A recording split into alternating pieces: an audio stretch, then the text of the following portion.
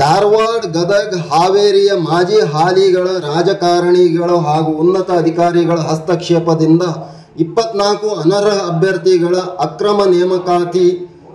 ಇದು ಹಾವೇರಿ ಜಾನಪದ ವಿಶ್ವವಿದ್ಯಾಲಯದ ಕಥೆವ್ಯತೆ. ಹಾವೇರಿಯ ಜಾನಪದ ವಿಶ್ವವಿದ್ಯಾಲಯದಲ್ಲಿ ಅಭ್ಯರ್ಥಿಗಳಿಂದ ಕೋಟ್ಯಾಂತರ ರೂಪಾಯಿ ಲೂಟಿ ಹೊಡೆದು ಅಕ್ರಮ ನೇಮಕಾತಿ ಮಾಡಿಕೊಳ್ಳಲಾಗಿದೆ. ನಮಸ್ಕಾರ ವೀಕ್ಷಕರೇ, All India Social Media Union ಐಸ್ಮು ಟಿವಿಗೆ ಸ್ವಾಗತ.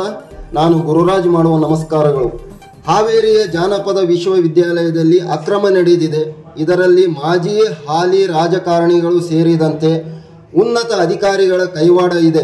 ಈ ನಿಟ್ಟಿನಲ್ಲಿ ಸಿದ್ದರಾಮಯ್ಯನವರ ಕಾಂಗ್ರೆಸ್ ಸರ್ಕಾರ ಪ್ರಾಮಾಣಿಕವಾಗಿ ತನಿಖೆ ನಡೆಸಿದರೆ ಮಾತ್ರ ಅರ್ಹ ಅಭ್ಯರ್ಥಿಗಳಿಗೆ ಹಾಗೂ ಸಮಾಜಕ್ಕೆ ಒಂದು ನ್ಯಾಯ ಒದಗಿಸಿದಂತಾಗುತ್ತದೆ ಎಂದು ಸಾಮಾಜಿಕ ಹೋರಾಟಗಾರ ಶಿವ ಸೋಮಣ್ಣ ನಿಟ್ಟೂರ್ ಆಗ್ರಹಿಸಿದ್ದಾರೆ.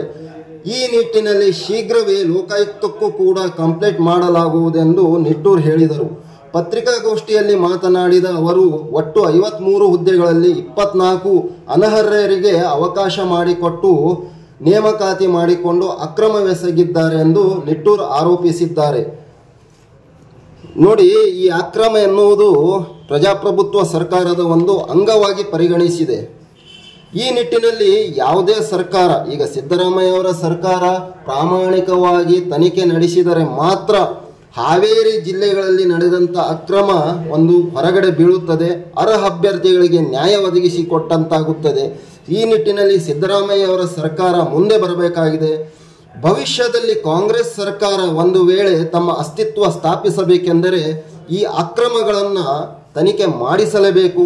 ಲೋಕಾಯುಕ್ತರು ಅಥವಾ ನ್ಯಾಯಾಂಗ ತನಿಖೆ ಮಾಡಿದರೆ ಮಾತ್ರ ಒಂದು ಸಮಾಜಕ್ಕೆ ಕಾಂಗ್ರೆಸ್ ಸರ್ಕಾರದಿಂದ ಒಂದು ನ್ಯಾಯ ಒದಗಿಸಿದಂತಾಗುತ್ತದೆ ಎಂದು ನಿಟ್ಟೂರ್ ಹೇಳಿದ್ದಾರೆ. ಆಗಿನ ಸರ್ಕಾರಗಳು ಮತ್ತು ಆ ಸಂದರ್ಭದಲ್ಲಿ ನೀತಿ ಸಂಹಿತೆ ಇರುವಂಥ ಸಂದರ್ಭದಲ್ಲಿ ಇವರು ಸರ್ಕಾರಕ್ಕೆ ಸಹಿತ ಅವರು ತಪ್ಪು ಮಾಹಿತಿಯನ್ನು ನೀಡಿ ಅಲ್ಲಿರ್ತಕ್ಕಂಥ ಕೆಲವೊಂದಿಷ್ಟು ಅಧಿಕಾರಿಗಳ ಹಣದ ಜೊತೆಗೆ ಅವರು ಹವಾನಿಕವನ್ನು ಇಟ್ಕೊಂಡು ಎಲ್ಲ ರೀತಿಯಿಂದ ಜಾನಪದ ವಿಶ್ವವಿದ್ಯಾಲಯ ಒಂದು ಅಳಿವಿನ ಹಂಚಿಗೆ ತೊಗೊಂಡು ಹೋದರು ಅನ್ನೋದನ್ನು ನಾವು ಹೋರಾಟ ಮಾಡ್ಕೊಂಡು ಹೋಗ್ತೀವಿ.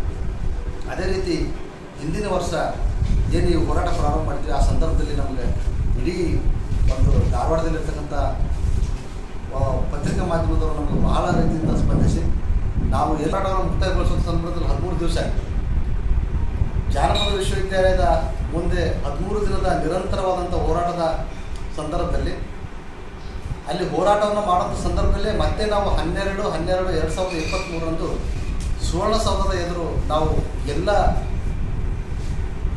ಅವೈಜ್ಞಾನಿಕ ಮತ್ತು UGC ನಿಯಮಗಳನ್ನು ಮೀರಿ ಇವರು KEAಗೆ 2019ರಲ್ಲೇ ನೋಡಿ ಸರ್, KEAಗೆ 2019ರಲ್ಲೇ ಜಾನಪದ ವಿಶ್ವವಿದ್ಯಾಲಯದ ಏನಾದರೂ ನೇಮಕಾತಿ ಮಾಡ್ಕೊಳ್ಬೇಕಿತ್ತಂದರೆ ಅವುಗಳನ್ನು ನೀವು KEA ಮುಖಾಂತರ ಮಾಡಿರ್ತಕ್ಕಂಥ 2019ರಲ್ಲಿ ಆದೇಶ ಬರುತ್ತೆ. ಅವೆಲ್ಲವನ್ನ ಸಹಿತ ಗಾಳಿಗೆ ತೂರಿ ನಿರಂತರವಾಗಿ ಅಲ್ಲೇನು TM ಭಾಸ್ಕರ್ ಅಂತೇಳಿ ಹೋದ್ರಲ್ಲ, TM ಭಾಸ್ಕರ್ ಅವರಾಗಿರ್ಬೋದು, ಅಲ್ಲಿರ್ತಕ್ಕಂಥ CT ಗುರುಪ್ರಸಾದ್ ಅವರಾಗಿರ್ಬೋದು, ಮತ್ತು ಈ SLC ಪಾಸಾಗಿ ಬಂದಿರ್ತಕ್ಕಂಥವ್ರು ಏನು ನಾನು ಸಹಾಯಕ ಕುಲಸಚಿವರು ಅಂತೇಳಿ ಆ ವಿಶ್ವವಿದ್ಯಾಲಯದಲ್ಲಿ ಭಯದ ವಾತಾವರಣ ಹುಟ್ಟಿಸಿದಾರಲ್ಲ, ಶಹಜಾನ್ ಸಾಬ್ ಮುದ್ಕವಿ ಅನ್ನೋರು, ಇವರು 3 ಸೇರಿ ಅಲ್ಲಿ ಬಹಳ ಅನನುಕೂಲವನ್ನು ಮಾಡಿ UGC ನಿಯಮಗಳನ್ನು ಗಾಳಿಗೆ ತೂರಿದರು ಅನ್ನೋದನ್ನು ನಾವು ಹೋರಾಟದ ಮುಖಾಂತರ ನಿರಂತರವಾಗಿ ಸರ್ಕಾರಕ್ಕೆ, ಸಂಬಂಧಪಟ್ಟಂಥ ಅಧಿಕಾರಿಗಳಿಗೆ, ರಾಜ್ಯ ಸರ್ಕಾರಕ್ಕೆ ಸಹಿತ ನಾವು ಜನಸ್ಪಂದನ ಕಾರ್ಯಕ್ರಮದಲ್ಲಿ ಮಾಹಿತಿಯನ್ನು ನೀಡಿದ್ವಿ. ಯಾವಾಗಂದರೆ ಆದರೆ ಅಲ್ಲಿ ಅಪಾಯಿಂಟ್ಮೆಂಟ್ ಆಗಿರ್ತಕ್ಕಂಥ ಕೆಲವೊಂದಿಷ್ಟು ಮಂದಿ ಅನರ್ಹದ.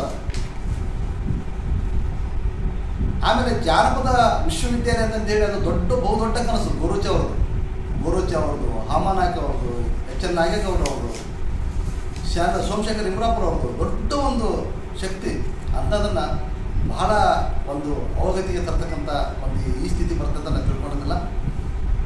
ಮೊದಲಿನ ಕುಲಪತಿಗಳಾಗಿರ್ತಕ್ಕಂಥ ಏನು ಅಂಬಳಿಕೆ ಹಿರೇಣ್ಣವರು ಅವರು ಒಳ್ಳೆಯ ಕೆಲಸ ಕಾರ್ಯಗಳನ್ನು ಮಾಡ್ತಾರಂತ ತಿಳ್ಕೊಂಡಿದ್ವಿ. ಆದರೆ ಅವರು ಎಲ್ಲೇ ಸಹಿತ ನೇಮಕಾತಿ ಮಾಡೋ ಸಂದರ್ಭದಲ್ಲಿ ಯಡಿಯೂರಪ್ಪ ಅವರು ದಿಢೀರ್ನ ಅದನ್ನು ತಟಸ್ಥಗೊಳಿಸಿದರು.